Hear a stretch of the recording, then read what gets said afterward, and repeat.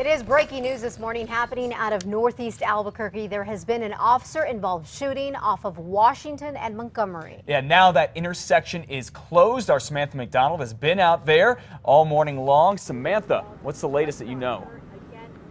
Well, Matt, there are still a lot of police out here investigating this shooting. We just spoke with Chief Alan Banks from APD about this. This is what he told us. He says at about 2:34 this morning, a DWI officer attempted to stop a driver on eastbound Montgomery at Washington.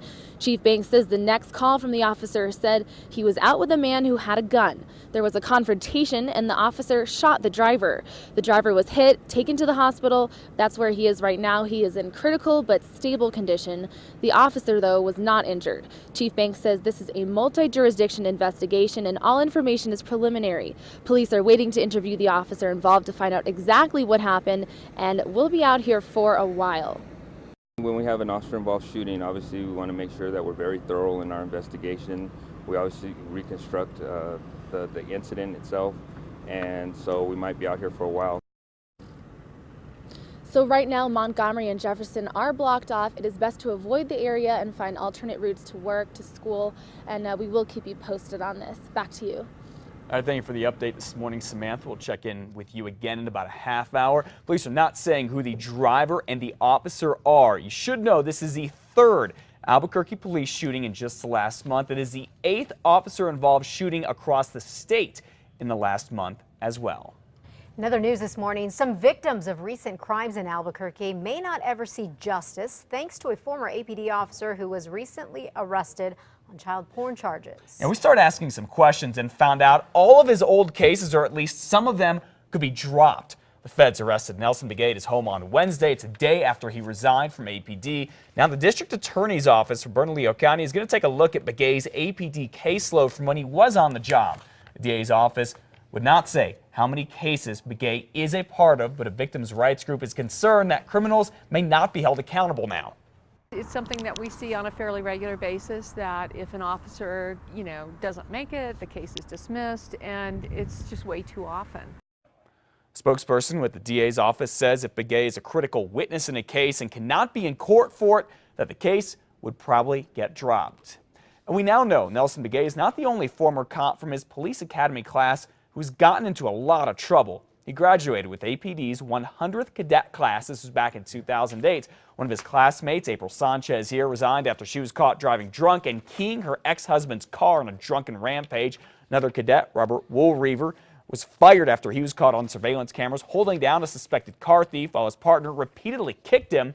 And there is Brandon Carr. He was canned after he shot and killed an unarmed burglary suspect while the guy was running away from him. APD says it has made a number of changes to how it recruits officers since 2008. It's all about raising the bar and getting the best qualified candidates with the highest order of integrity.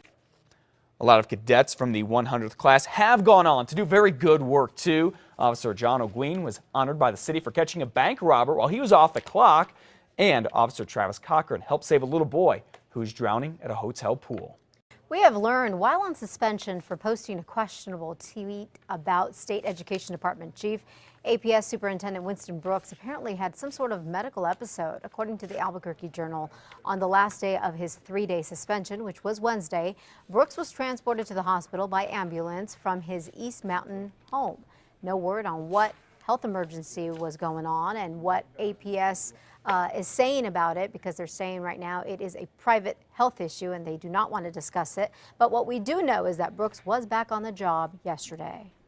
Governor Susana Martinez is calling on the state legislature to make changes to loopholes in the state's child abuse laws.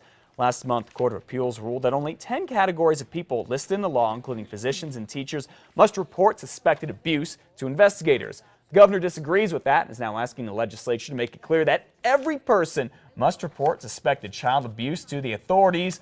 The legislature is going to meet in January for a 30-day session. The issue could be taken up then. State Education Secretary Designate Hannah Scandera is vowing that she and the governor will not back down on legislation to hold back third graders who cannot read at grade level. The legislature has rejected the so-called social promotion proposal for the past 2 years. Critics say a better way to improve reading rates is to fund specialized support for students.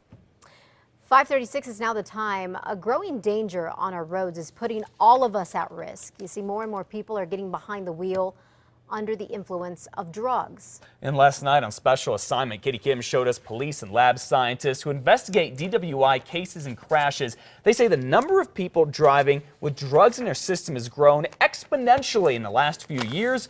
We revealed that many suspected impaired drivers will walk away without a DWI conviction. Why? Because prosecutors say drug driving is a lot more difficult to prove in court than drunk driving.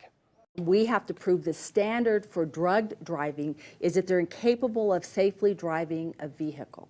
That's an abstract standard, and what does that mean exactly? One state legislator from Albuquerque has tried to pass a law to help fix the problem. To find out more about why he has been unsuccessful in passing a law to keep these drug drivers off the streets, log on to KRQE.com. You can watch Katie's story anytime there or check it out tonight at 9 o'clock on 2 Casa Fox.